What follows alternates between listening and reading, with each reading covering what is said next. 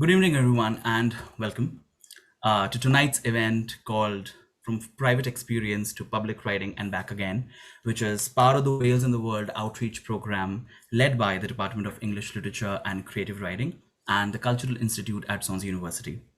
Thank you so much for joining us this evening. It's my absolute pleasure to introduce you to tonight's speakers, Professor Jasmine Donahaye on From Private Experience to Public Writing and Back Again. Jasmine's publications include narrative nonfiction, fiction, poetry, and cultural criticism. Her memoir, Losing Israel, that was published in 2015, won the nonfiction category of Wales Book of the Year, and her short essay, Theft, was shortlisted for the Royal Society of Literature's V.S. Pritchett Memorial Prize.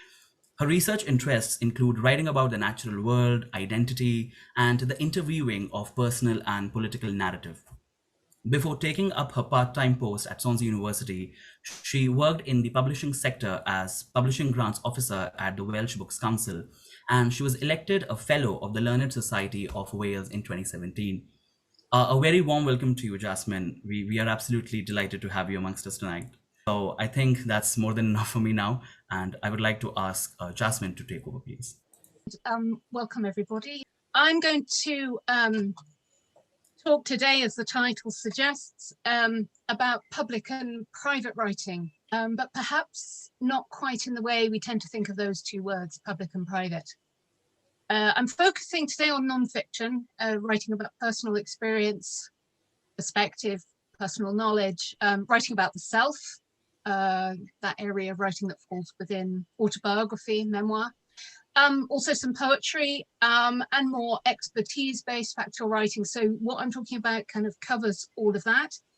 I'm not going to be talking about those genres particularly, but it pertains to those forms of writing. But also you can consider what I'm going to cover in the context of fiction that's based on personal experience as well. So to get into what I want to talk about, I think one of the things that our pandemic has highlighted so sharply is how intensely social a species we are and how essential communication with one another is to our sense of well-being. And we all have knowledge and experience and expertise, perspectives that are worth sharing, that are valuable to share, from the most familiar and everyday to the most unusual and unexpected and dramatic. Perhaps one of you has worked on a production line, perhaps you change nappies for a living, or maybe you don't do it for a living, maybe you're an unpaid carer, perhaps you have health challenges to overcome, maybe you've made choices that have had serious knock-on consequences in your life that have given you insight that you want to share. Maybe you're heartbroken by a rejection, or maybe you're deeply, passionately, happily in love with someone who is deeply, passionately, happily in love with you. I hope that's the case. Hallelujah, if it is. All of us have expertise. Each of you has expertise. There are things that you are particularly good at, and there are things probably that you're particularly bad at. Me, I'm good in a crisis. Not good after a crisis, I fall apart and blubber and just, I'm a mess, but in a crisis, I'm good. But don't ever trust me to navigate. It will be an interesting journey, but not the one you intended to make. So we're all good at some things and bad at others. We all have interesting experiences to share. And there'll be things that you care about passionately that you could go on about at great lengths. Other things you care about passionately that you don't know how to even begin to express. And all of this we try to communicate in various forms to others. We make our experiences into stories all the time, on the phone, in the pub, on social media, by which I mean that we select and shape what we tell. We select what we think is of interest to share that. Though, and I want to stress this, what we think is interesting doesn't necessarily translate into what is of interest to others. That might be self-evident, but it raises some interesting challenges for you as a writer. So, for example, I might tell you the story about my sense of direction or my lack of sense of direction, and how it repeatedly gets me into trouble. So, for example, in the 1990s, when I lived in Oakland, California, at the height of the crack wars, when the city had one of the highest gun homicide rates in the US, I got lost in a dangerous neighborhood that I didn't know. And I had to stop. It was late at night and it was dark, and I had to stop and look at a map. So I think it's an interesting story, perhaps. Perhaps I choose to tell it in the context of a navigation hiccup. Maybe the navigation hiccup, my bad sense of direction, is what's of interest. And I've certainly told it that way. On occasion, it's the way I've just told it to you. But equally, it might be as interesting for how it illustrates how unconsciously I internalized the deeply racist divisions and fears of living in urban America. The facts of the matter, that I got lost and had to look at a map and was afraid, and that it was at night, are unchanged, but the story varies. But we all tell stories, but what do I mean by stories? I don't mean, oh, he's just telling stories, in the sense that we often use the term, i.e. it's not true, or it's an exaggeration, or an elaboration, or in one way or another untrustworthy, it's just a story. What I mean by story in this case is not invention, but selection. We select some facts, omitting others, and we create a narrative out of them. We shape an account. We give accounts all the time, in all sorts of situations, and for all sorts of reasons. In some of them, we might really try not to select or omit. For example, if you're giving a statement to the police, or in a job application, you don't want to be accused or found guilty of omitting material facts or misleading. But we still present a version of ourselves in which omissions are present. So you're talking to the police, you might omit the fact that you've smoked a joint just before you witnessed that robbery. On your CV, you may remain silent about the 2-year gap between one job and another. You may not want to draw attention to it, you're not lying about it, but you're omitting what went on in those 2 years. Perhaps you were out of work 2 years, perhaps you were at home with a young child, maybe there was some kind of crisis, whatever. You don't want to draw attention to it, but it's there as an omission, as a silence in your CV. And there are all sorts of ways in which we try to capture our experiences and communicate them to others that we don't actually tend to think of as giving accounts of ourselves, but they are accounts of ourselves, they are accounts of our personal experiences. So a police statement when you're stopped for speeding, how are you going to present yourself? Are you a trustworthy person? Are you going to make a case for it was an exceptional thing? Please, please, please don't give me a ticket. I'm really a very, very good driver. It's just a dog needed to pee. Or are you going to fess up, say, yep, I broke the law, I broke the speed limit, here's why, no excuse. Are you going to try and get away with it? You give an account, you're presenting yourself in some form. You are selecting facts when you respond, if you're asked about your speeding. Different example, talking to a counsellor or a therapist. You're certainly selecting what you present to them. You would select from a number of different options what you would present to a doctor to give an account of your medical history, to a lawyer to give an account of a legal situation. In a not dissimilar way, you select and omit when you're telling a story over a pint. And hallelujah, we can do that again. You do the same when you're posting on Facebook or Instagram or Twitter or elsewhere. You do the same when you're commenting on other people's posts. We're communicating, we're giving an account of ourselves in some form all the time, writing below the line comments on news articles or blog posts. And then there's more private matters, you know, keeping a personal blog that maybe has limited public availability, or keeping a private blog that only you can see, kind of online journal. Keeping a journal or a diary. It's a different form of communication. It's a different account of yourself. And then there's all sorts of letter writing. These are also accounts of yourselves, although, you know, we don't tend to write letters so much, used to, but writing a letter to the paper, writing a letter to your MP, whether it's a physical letter or an email, letters to friends or family, letters to strangers. Perhaps you I don't even know if people have pen pals anymore. I think that's a bit last century, but it was a thing. Some people write to prisoners. There's that awful business of the Christmas round robin letter, which I hope I never have to have inflicted on me ever again. You might be writing a poem or a song for a loved one on a special occasion, Valentine's Day or an anniversary.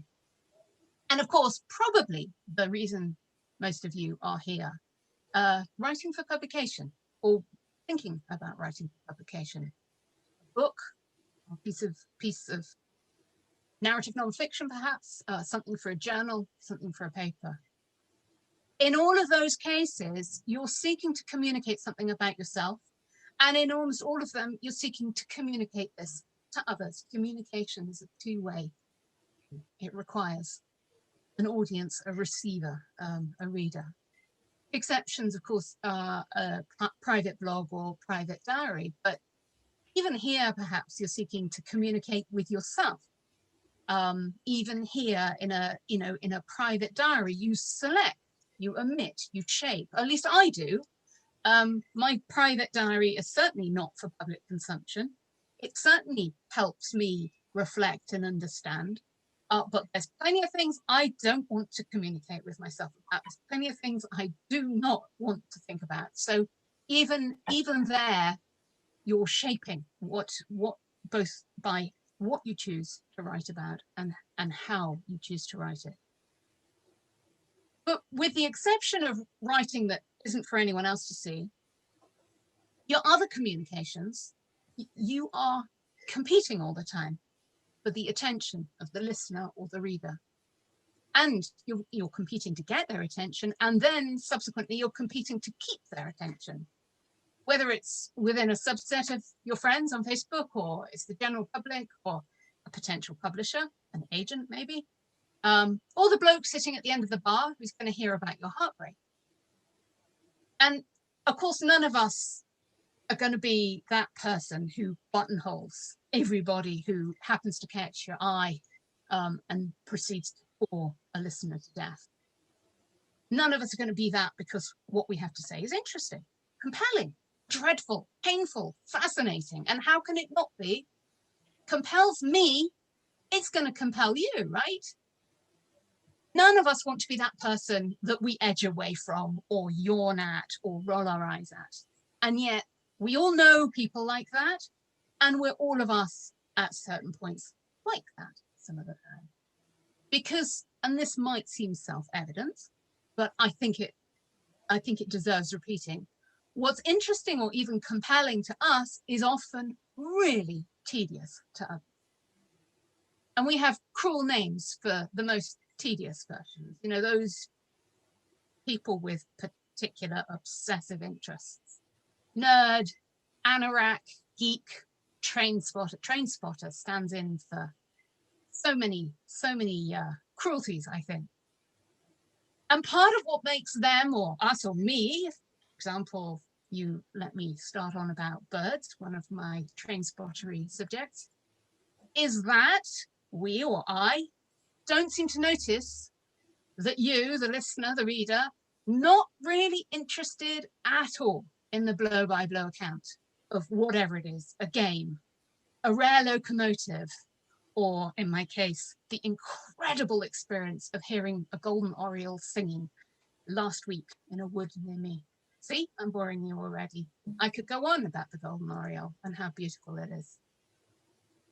But you're probably, unless you're not into birds, unless you are into birds, you probably don't really want to hear about the golden oriole.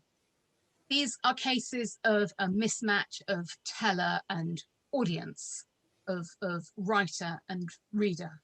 But they're also cases of storytellers so consumed by what they care about that they don't realize no one else cares.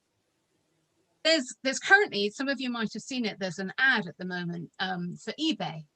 And it plays on exactly this. There's a young guy giving, it's very, very speeded up, it's incredibly hyper speedy ad. This young guy giving an account of meeting a woman who's clearly fallen in love with. And he's being continually interrupted by the people he's telling the story to. And they insist on latching on to all the wrong details and asking all the wrong questions. when what he's trying to get to is the exciting key moment of meeting her and telling her where he bought his shirt, i.e. on eBay. That's the punchline. It's an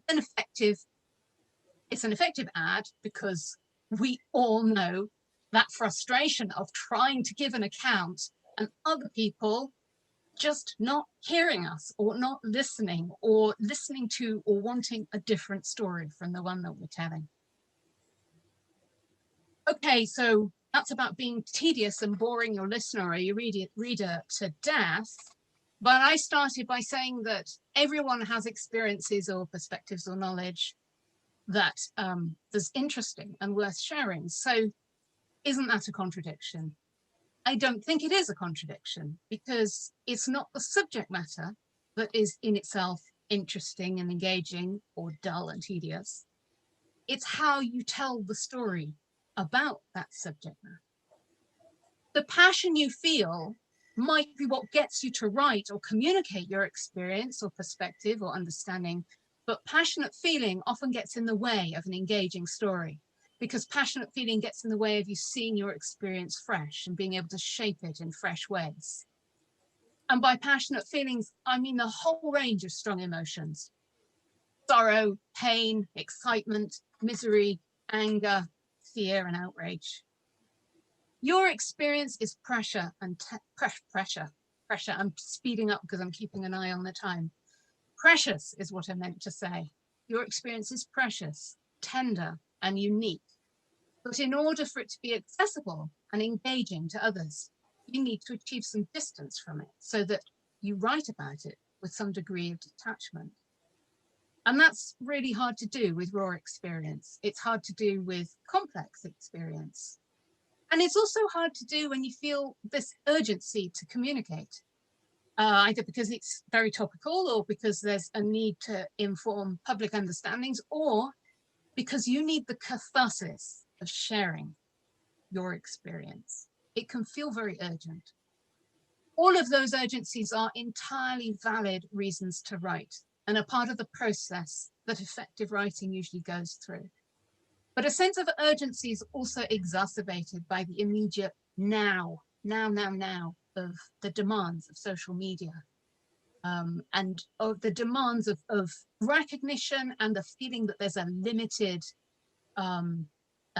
audience that you've got to get through in some way. And that's particularly true on Twitter.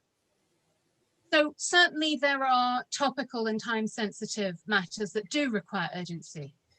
You might have something to write about that really is time-sensitive. But this results in a more ephemeral, more immediate form of writing, whereas most writing benefits from development and reworking. And that, unfortunately, takes time. And it takes time being away from what you're writing as well, so that you can come back to it and see it fresh. A tweet long after a subject falls from view might be out of date and irrelevant, whereas your judicious intervention on Twitter in the immediate moment could really contribute to the direction that public discourse takes. But something very different is achieved by the reflection and awareness that can come with distance and detachment. The writing that results is always something more substantial and effective. There's rarely harm in waiting. There's rarely harm in waiting, but there's often harm in publishing something too soon, even if it's only your own embarrassment and regret. At the other end of the spectrum lie the experiences that you might be unsure about sharing. So the opposite of that urgency, in a way. Perhaps you feel they'd be of interest to some readers, but might be easily misunderstood or misinterpreted by others. Putting your writing in the public domain is to put yourself in the public domain to a certain extent, but it also entails losing control of how your experience is received. Again, this is a question of strong emotional attachment to your experience versus distance from your experience. In the case of any writing about personal experience, it's really worth weighing up these considerations and asking yourself, who am I writing for? Why am I writing? What do I want to get out of getting it published? not just the obvious things of having a book out there or having the, you know, the kudos of publication, but actually what do you want to achieve by it? How resilient am I, you might ask, to dealing with misunderstandings or misrepresentation of what I meant? Because once out what you meant doesn't matter so much. Is there anything urgent about it that can't wait a bit longer? And if so, is this the right form for it? That's another question to ask. And above all, is there anything I could regret about making it public? All of these considerations are worth taking into account, whether you're about to send a piece of writing to a publisher or about to press post on a social media platform. There are all sorts of reasons to write about your experience. It could be in order to better understand yourself. It could be to contribute to public understanding. It could be to fill a gap, to represent a kind of experience that isn't discussed enough or even at all. It could be to stir debate, to challenge prejudice, to enlighten, also to entertain, to divert. Those might be your intentions. But once in the public domain, your intentions don't much matter. Every reader will bring their own understanding or misunderstanding to your work, their own assumptions, prejudices, interests, and feelings.